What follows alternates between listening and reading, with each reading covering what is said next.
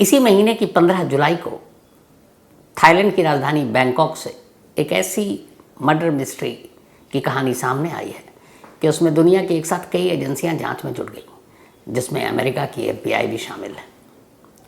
क्योंकि मामला ही कुछ ऐसा है। पहले ऐसा लगा कि कहीं जो बैंकॉक है उसकी राजधानी मतलब बैंकॉक के अंदर ये जो एक कमरे के अंदर जो कुछ हुआ वो दिल्ली का बुराड़ी का रिपीट तो नहीं है। आपको याद होगा दिल्ली की बुराड़ी में एक घर में एक साथ 11 लाशें मिली थी। लेकिन अब बुराड़ी बैंकॉक तक पहुंच जाए ऐसा लगता तो है नहीं, लेकिन क्राइम में कुछ भी हो सकता है।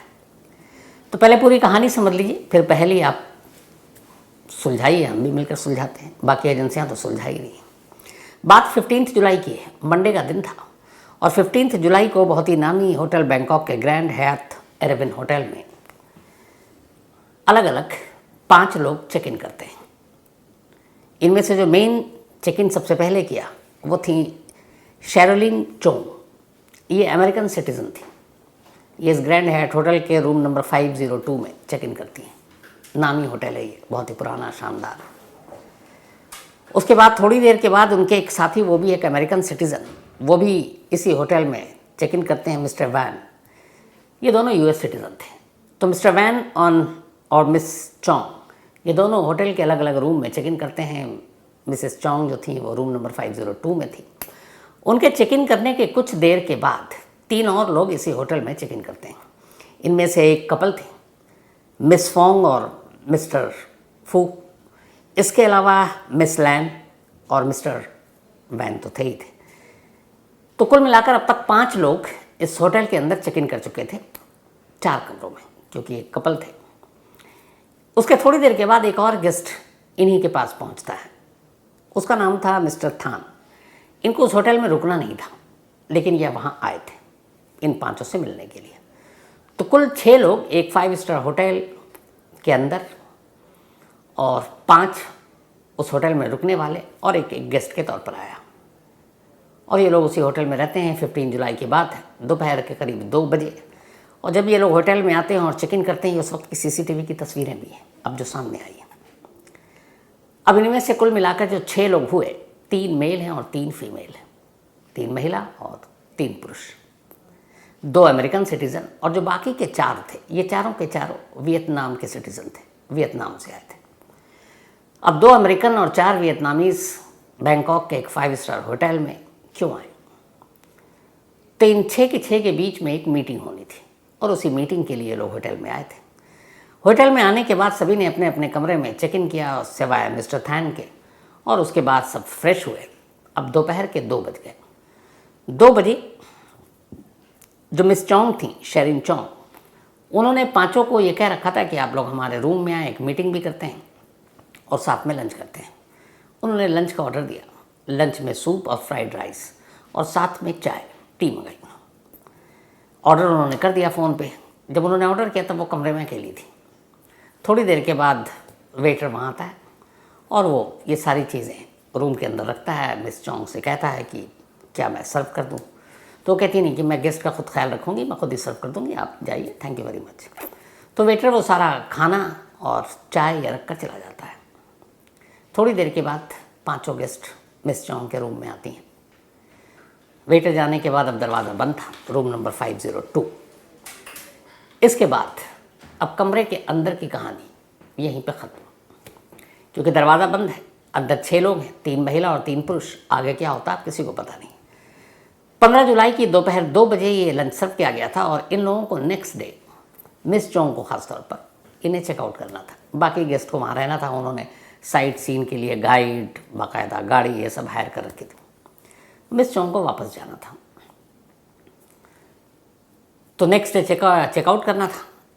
15 जुलाई की दोपहर 2 बजे ये सब कुछ सर्व हो गया, दरवाज़ा बंद, उसके बाद किसी ने डिस्टर्ब नहीं किया। अब नेक्स्ट मॉर्निंग 16 जुलाई आ गई। 16 जुलाई को चेकआउट से पहले बाकायदा फ़ोन किया गया मिस चोंग के कमरे में कि आपको आज रूम खाली करना है। उधर से किसी ने फ़ोन उठाया नहीं। फिर हाउसकीपिंग के लोग गए, उन्होंने डोरबेल बजाया, किसी ने खोला नहीं। जब काफ़ी देर हो गई तब होटल वालों को थोड़ी फिक्र हुई। उन्होंने कहा पता नहीं क्या बात है, चलते हैं।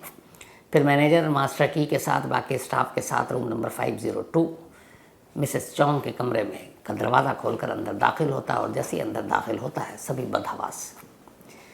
दरवाज़ा खुलते ही दरवाजे से कुछ कदम की दूरी पर एक आदमी औंधा पड़ा हुआ है।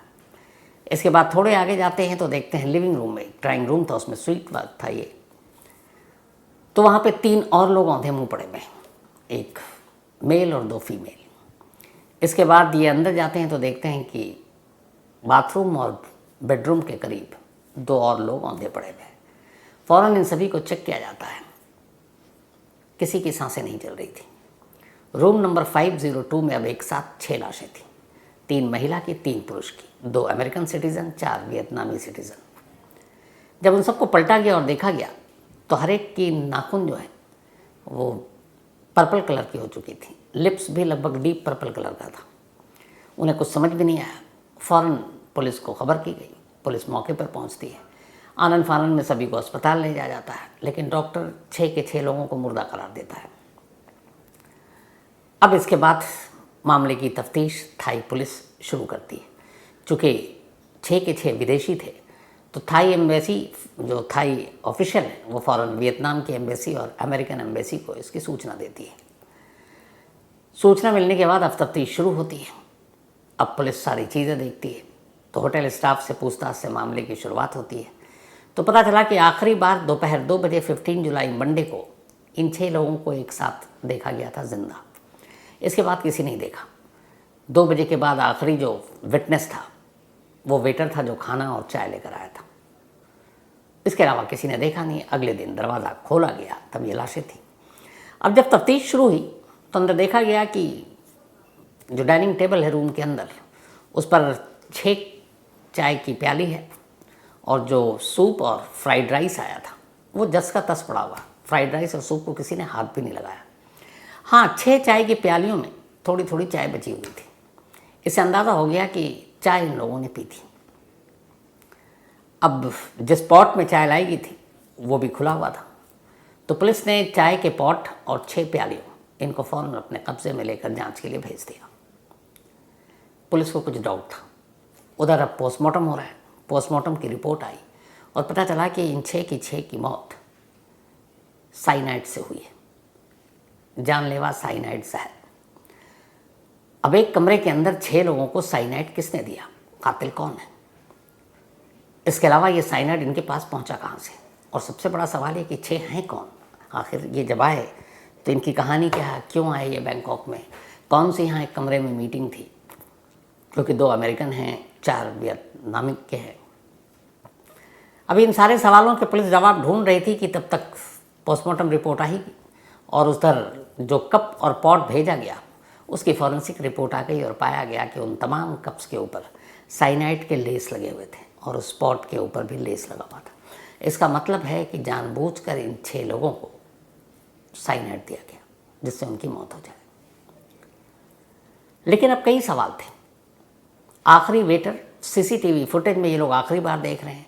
उसके बाद जिस फ्लोर पे, 5th फ्लोर पे ये रूम था 502, वहाँ के सीसीटीवी फुटेज को देखा गया तो पता चला कि उस रूम में मंडे 15 जुलाई दोपहर 2 बजे के बाद कोई भी नहीं आया।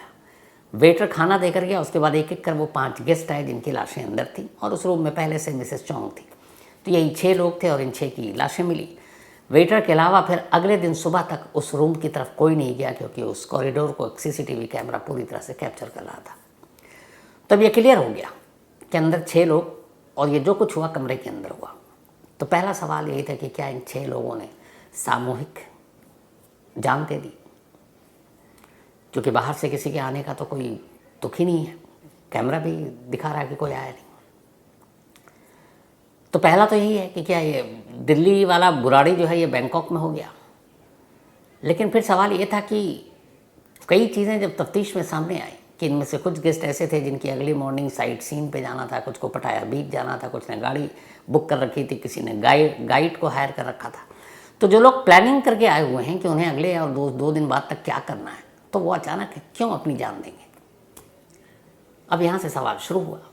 तो खैर इस दौरान में इन 6 की लोगों की कुंडली निकाली गई। जब कुंडली निकाली गई तो पूरी कहानी कुछ यूँ अभी सामने आई कि इनके आने का मकसद क्या था, जो सवाल के जवाब पुलिस तलाश रही थी।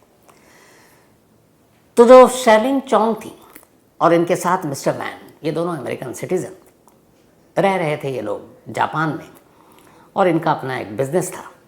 और मिस चोंग जापान में एक हॉस्पिटल खोलना चाहती थी, और उस हॉस्पिटल के लिए काफ़ी काम हो गया था। उन्होंने बहुत सारे इन्वेस्टर को ढूंढे, कुछ इन्वेस्टर मिले, और उनमें से 2 इन्वेस्टर जो थे वो वियतनाम के थे, बड़े इन्वेस्टर। और ये इन्वेस्टर जो थे, जो हस्बैंड वाइफ उस होटल में ठहरे हुए थे, married couple, miss Fong and miss Thang, ये दोनों थे। और इन दोनों ने शेरिंग चोंग को $4 लाख अमेरिकन डॉलर इन्वेस्ट किया था इस हॉस्पिटल के लिए, $4 लाख।